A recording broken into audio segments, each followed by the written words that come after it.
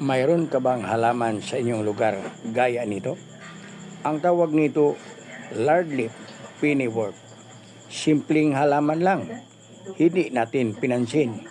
Ngunit may nakadagong medicinal property sa likuran ng dahon nito. Ang halamang ito, kalyado sa ating puso at ugat. Ang compound nito tumulong magpalakas sa sirkulasyon ng dugo, pababain ang oxidative stress upang maiwasan ang pagbara ng ugat. Hindi lang yan para sa puso, ang large pennywort may kakayahang balansehin ang blood sugar. May phytochemicals na makatulong pagpababa ng glucose level. Kaya mainam itong halaman sa may problema sa puso at sa may diabetes.